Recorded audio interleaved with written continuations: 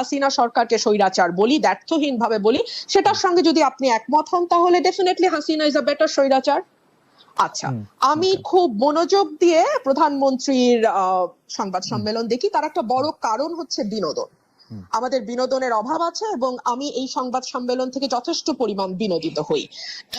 বিনোদনটা এ কারণেই যে একটি ছোট্ট মিষ্টি প্রশ্ন, যে প্রশ্নটি আসলে প্রধানমন্ত্রীর অত্যন্ত মনোপুত হবে, এরকম একটি প্রশ্ন করবার আগে দীর্ঘ সময় ধরে প্রধানমন্ত্রীর নানা রকম প্রশংসা করা হয়, এমনকি আঞ্চলিক ভাষায় মানে আমি আসলে বলেই ফেলি, এই বেডির সময় ফসল ভালো হয়, এই মানুষটি ম্যাজিক লেডি, এই ধরনের কথাবার্তাও খুব চমৎকার ভাবে বলা হয়। এবং আপনি অস্বীকার করবেন বলে আমার মনে হয় না, ওই সময় তো ক্যামেরায় ওনার ফেস ধরা থাকে, ওনার যেই উচ্ছ্বাস, আনন্দ এবং চাপা গর্ব আমি দেখি, তাতে আমার মনে হয় চাহিদা যোগানের একটি চমৎকার আয়োজন সেখানে হয়। একটা কথা খুব স্পষ্ট, প্রধানমন্ত্রী যদি সত্যি সত্যি না চাইতেন যে এই স্তুতি স্তাবকতা চলতে থাকুক, তাহলে কারো ঘাড়ে দুটা মাথা নাই যে সেই স্তুতি করবে।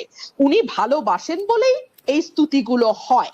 এবং প্রশ্নগুলো আপনি লক্ষ্য করবেন, ধরুন যখন আমাদের একজন শীর্ষস্থানীয় পুলিশ কর্মকর্তার দুর্নীতি নিয়ে পাতার পর পাতা রিপোর্ট প্রকাশিত হলো, আইনজীবীরা দুদকে গেলেন, আইনজীবীদের মানে বিষয় আমলে নিয়ে দুদক তদন্তেও নামলো, প্রধানমন্ত্রীকে নিয়ে তো এই প্রশ্ন করাই যেত। কেন করা যেত আপনি প্রশ্ন করতে পারেন, যেটা তো আসলে প্রধানমন্ত্রীর দায়িত্ব না, এটা দুদকের দায়িত্ব, পুলিশ আইন শৃঙ্খলা রক্ষাকারী বাহিনীর দায়িত্ব, উনি কেন এটার মধ্যে কথা বলবেন এ কারণে এই যে বাংলাদেশের প্রধানমন্ত্রী যেহেতু মশা মারার কৃতিত্ব থেকে শুরু করে মানুষ হত্যার বিচার পর্যন্ত সকল কিছুই আপনি এত চমৎকার বলেন, আসলে শুনতে ইচ্ছা করে, কিন্তু একটা প্রশ্ন না করে পাচ্ছি না। আপনার কাছে কি মনে হয় যে আপনি উচ্চ পর্যায়ে পুলিশ কর্মকর্তা যাকে বলছেন তিনি আসলে অবসরপ্রাপ্ত কর্মকর্তা, এবং তার কেস যে দুদকে নেওয়া হয়েছে সেটা প্রধানমন্ত্রীর জানার বা এপ্রুভালের বাইরে, এইটা আপনি মনে করতেছেন?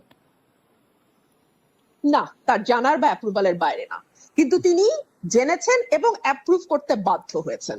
কারণ এইটুকু আইওয়াশ না দিলে না না না এখনো চোখের পর্দা কিছুটা আছে, ওই পর্দা। তবে উনি মানে পুলিশ কর্মকর্তার কথা বলছি, উনি কতটা খোলা হাতে বের হতে পারবেন সেটা একটা প্রশ্ন। ধরুন বেসিক ব্যাংকের বাচ্চু শেখ আব্দুল হাই বাচ্চু, ওনার নামের আগে শেখ ছিল না, আমি জানতাম না, ফরাসউদ্দিন সাহেব যেহেতু দুদিন আগে সেটা খোলাসা করেছেন, সেটা অবশ্য আপনাদের রিপোর্টারদের একটা ফোরামেই তিনি খোলাসা করেছেন, সেখানে তিনি স্পষ্ট করেছেন নামের আগে শেখ ছিল না, এখন শেখ যুক্ত হয়েছে। আচ্ছা, আব্দুল হাই বাচ্চুকে নিয়ে কিংবা আচ্ছা কোনো ব্যক্তি বাদ দেন, বাংলাদেশে মন্দরিনের পরিমাণ 4.5 লক্ষ কোটি টাকার উপরে, এটা আমরা বলছি না, অর্থনীতিবিদরা বলছেন। এই মন্দরিন কাদের কারণে হয়েছে, তাদের সুবিধা দিতে হয়েছে, এটা আমরা বাংলাদেশে যারা আছি সবাই জানি। আচ্ছা, ধরুন একজন ঋণ খেলাপি, তিনি মাত্র 2% ডাউন পেমেন্ট দিয়ে তার ঋণটি রেগুলার করে ফেলতে পারবেন। অথবা ধরুন একজন ব্যাংকের পরিচালক, যার আগে মেয়াদ ছিল 3 বছর, সেটা এখন বাড়িয়ে 9 বছর ছিল, প্রথমে পার্লামেন্ট এসেছিল 9 বছরের দাবি নিয়ে, সেটা আবার অটো কেউ দাবি না করতে 12 বছর করে ফেলা হয়েছে। এইগুলো নিয়ে কি ওনাকে প্রশ্ন করা যায়? আজ পর্যন্ত কোন সাংবাদিককে প্রশ্ন করতে দেখেছি? আচ্ছা, আমি আপনাকে একটু বলতেই চাই, একটু বলি যে আসলে প্রধানমন্ত্রী শেখ হাসিনাকে এই বিষয়ে স্পেসিফিকলি প্রশ্ন করা হয়েছে, তিনি এটা নিয়ে উত্তর দিচ্ছেন যে সাংবাদিকদের তিনি আহ্বান জানাইছেন যে আপনারা আমাকে তালিকা দেন কার কার কার কার কার কার ব্যাপারে আপনারা কি জানতে পারছেন, আমি চেষ্টা করতেছি, এবং এই প্রশ্ন করা হয়েছে, আমি শুনছি। তাহলে আমার উত্তর হবে কতটা এড়ানো। আপনারা যেটা বলছিলেন যে এত স্পেসিফিক উত্তর কেউ কি দেয় বা প্রশ্ন এড়িয়ে যায়, এর চেয়ে সুন্দর এড়ানো আর কি হতে পারে? তালিকা দেয়া কি সাংবাদিকের দায়িত্ব? দুদক কি করে? এসবি, ডিবি, এনএসআই, ডিজিএফআই, তারপরে আপনার কি বলে, সরি, এনএসআই, ডিজিএফআই তো দায়িত্ব না, বাংলাদেশ ফাইন্যান্সিয়াল ইন্টেলিজেন্স ইউনিট তারা কি করে, বাংলাদেশ ব্যাংক কি করে, এটা দেখার দায়িত্ব কি সাংবাদিকের? এই উত্তরটা দেওয়ার মানে কি জানেন? ইটস আ ক্লিয়ার মেসেজ, দ্বিতীয় দিন আর এই প্রশ্ন করবেন না। ঠিক যেমন সংসদে দাঁড়িয়ে আমি যখন বাংলাদেশের অর্থনীতির দুরবস্থা নিয়ে এবং টাকা পাচার নিয়ে কথা বলেছিলাম, তখন বাংলাদেশের সাবেক অর্থমন্ত্রী আহম মোস্তফা কামাল বলেছিল, আপনারা কি করেন বিরোধী দল, আপনারা তালিকা দিতে পারেন না, বিরোধী দলের তালিকা দেওয়া কি বিরোধী দলের কাজ? তখন আমি বলতে বাধ্য হয়েছিলাম, আপনার পাশে যেই ফরেন মিনিস্টার বসে আছে তার কাছে তালিকা আছে বলে তিনি স্বীকার করেছেন, অ্যাটলিস্ট কয়েকজনের নাম, মানে কয়েকজনের তথ্য তিনি জানেন, অথচ তার কাছ থেকে তালিকা নিয়ে বিসমিল্লাহটা করেন। জি, ইন্টারেস্টিং পয়েন্ট। আপনি বিএনপির কথাই তিনি হয়তো বলেছেন যে তারা আসলে নির্বাচনে কেন আসবে, তাদের নির্বাচনে কে, মানে নির্বাচনে যদি তারা আসেন কে হবেন তাদের পরবর্তী নেতা, এটা তো একটা বিরাট কথা। এটা তো আগে ঠিক করে তারপরে নির্বাচনে আসতে হবে, তা নাইলে তো তারা যে কোনো ছুতো নাতে নির্বাচন বর্জন করবেনি। দেখলাম চ্যানেল 1 বন্ধ হয়ে যেতে দেখলাম, দিগন্ত টেলিভিশন বন্ধ হয়ে যেতে দেখলাম, আরো কিছু কিছু চ্যানেল আমার স্পষ্ট মনে পড়ছে না, রিসেন্টলি নেত্র নিউজ বাংলাদেশ থেকে দেখা যায় না। দেখুন কোন তথ্যটি সঠিক, কোন তথ্যটি ভুল, কোন তথ্যটি বিভ্রান্তিকর, কোন তথ্যটি সঠিক, এটা আসলে আপনি আইন করে বা মিডিয়া বন্ধ করে কখনো করা যায় বলে মনে হয় না। সম্ভবত এটি করবার সবচেয়ে ভালো উপায় হচ্ছে মানে ভুয়া তথ্য বা যেটাকে বলা হয় ফেক নিউজ, সেটা নিয়ে এখন খুব আলোচনা হয়, সরকারের মধ্যেও প্রায় শুনি এই কথাটি, ভুয়া তথ্য, গুজব ছড়ানো ইত্যাদি ইত্যাদি। এইটার সব এখান থেকে বেঁচে যাওয়ার বা এখান থেকে বেরিয়ে আসার সবচেয়ে আমি বলবো যে গ্রহণযোগ্য মাধ্যম হচ্ছে মুক্ত গণমাধ্যম। আপনি গণমাধ্যমকে স্বাধীন করে দিন, আপনি তাকে লিখতে দিন, তাকে তথ্য প্রকাশ করতে দিন। দেখুন প্রধানমন্ত্রীর প্রেস কনফারেন্স নিয়ে আজকে আলোচনা শুরু হয়েছিল, একটা ভেরি কমফর্ট জোনে বসে যেই মানুষগুলো আপনার সামনে হাসি হাসি মুখ করে বসে, প্রথম সারি, দ্বিতীয় সারি, তৃতীয় সারি, এর পরের সারি, প্রতিটি মুখের মধ্যেই তার বক্তব্য লেখা আছে। সেই লেখাটা আপনি আমি যেমন পড়তে পারি, প্রধানমন্ত্রীও পড়তে পারেন। সুতরাং তিনি ভেরি কমফর্ট জোনে থেকে শুরু করেন তার যাত্রা। আচ্ছা ধরুন অর্থনীতি নিয়ে তো আলাপ হচ্ছিল, ফার্মার্স ব্যাংক আর বেসিক ব্যাংক, তাই না?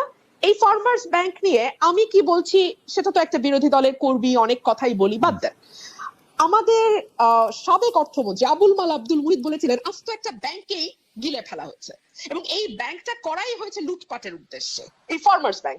মহিউদ্দিন খান আলমগীর ঠিকই একটা চুলো ধরা পড়েনি, তো সেটা নিয়ে কি কোনোদিন ভুলেও কোনো সাংবাদিক প্রধানমন্ত্রীকে প্রশ্ন করা তো দূরেই থাক, কোন রকম কোনো আলোচনা আশপাশ দিয়ে কথা না কিচ্ছু হয়নি তো?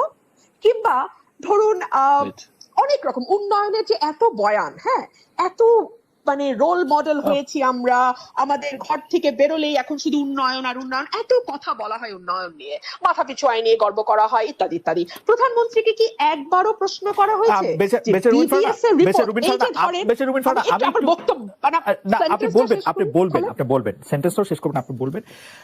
আপনি সংসদ সদস্য ছিলেন, সংসদে আপনি 4 বছর থেকেছেন, আমি দায়িত্ব নিয়ে বলছি, আমি জেনে বলছি, আপনার বক্তব্য প্রধানমন্ত্রী শেখ হাসিনা উপভোগ করেছেন। আপনি তাকে তীক্ষ্ণ ভাষায় সমালোচনা করেছেন, প্রশ্ন করেছেন, আপনাকে যেন যথেষ্ট পরিমাণে সময় দেওয়া হয় সেই জন্য তিনি চিফ হুইপদের নিশ্চিত করেছেন যে আপনি যাতে যথেষ্ট পরিমাণে সময় পান, এই মেসেজ যেন স্পিকারের কাছে যায়। এই কারণ তিনি হচ্ছেন যে মানে ব্যাপারটা কিন্তু আপনার কথাও যে তিনি খুব মানে আপনি যেটা বলছিলেন যে খুব মুগ্ধ হয়ে খুব একটা ফেভারেবল পজিশনে বসে, ব্যাপারটা কিন্তু এরকম না। এবং আপনি যেই কথাগুলি বলছিলেন আমি শুধু মন্তব্যটি করে রাখি, সেই প্রশ্ন করা হয়েছে, ফার্মার্স ব্যাংক নিয়ে তাকে প্রশ্ন করা হয়েছে, মহিউদ্দিন খান আলমগীরকে নিয়ে প্রশ্ন করা হয়েছে, এই প্রশ্নগুলি তাকে করা হয়েছে আসলে। মিস্টার ফারহানা খালেদ, আপনি যদি আমার বাক্যটি শেষ করতে দেন তাহলে যে সুবিধাটা হয় সেটা আমার মনে থাকে না। ধরেন আমি ভুলে গেছি, দীর্ঘ আলাপ করেছেন তো আমি আমার কি বাক্য বলতে গেছিলাম ভুলে গেছি, আপনি এই মুশকিলটা হয়। যদি বাক্যটুকু শেষ করতে পারলে তখন একটু সুবিধা হয়। আচ্ছা আমি একটু ছোট বাক্য ব্যবহার করলে সুবিধা হয়, বড় বাক্যতে হ্যাঁ উন্নয়নের বয়ান জি উন্নয়নের বয়ান কি করব বলেন, আমার বাক্য একটু লম্বা বাক্য, হ্যাঁ ছোট করে বললে আমার একটু ইন্টারেক্ট করতে সুবিধা হয়, মানে বুঝতেই পারেন ফারহানা আমি আসলে বেতনই পাই এর জন্য আপনাকে ইন্টারেক্ট করতে। আমার কথাতে ইন্টারেক্ট করতে খুব ভালো লাগে। না কারণ কিন্তু খুব আরামসে বলেন, এর একটা কারণ হতে পারে যে নাইম বাইরে যে আমি ইন্টারেক্ট করতেছি এটা আপনি শুনতে পাচ্ছেন না, এটাও হতে পারে, মানে এটা টেকনিক্যাল একটা ফল্ট আমাদের। খুব ভালো শুনতে পাচ্ছি। Okay please continue, please continue করুন। উনাকে আপনি কোনো প্রশ্ন করেননি, পরের দফায় 2 দফায় কোনো কোশ্চেন করেননি, প্লিজ এটা আবার দেখেন আবার একটু আপনি। ঠিক আছে, উন্নয়ন নিয়ে দীর্ঘ বয়ান আছে এবং তার যে বক্তব্য তিনি দিয়েছেন সেখানে তিনি এক জায়গায় দাবি করেছিলেন মাতৃমৃত্যু, শিশু মৃত্যু এবং গড় আয়ু 3টি বেড়েছে। বিবিএস এর রিপোর্ট বলছে এই 3টি আপনি যদি 2021 সাল থেকে শুরু করেন ক্রমাগত মাতৃমৃত্যু বলেন, শিশু মৃত্যু বলেন এবং গড় আয়ু কমে আসা বলেন, আমাদের সূচকগুলো খারাপ অবস্থায়, এগুলো নিয়ে তাকে কোনো প্রশ্ন করা হবে না। কিংবা ধরুন আমাদের যে গিনি সহ বৈষম্যবাদ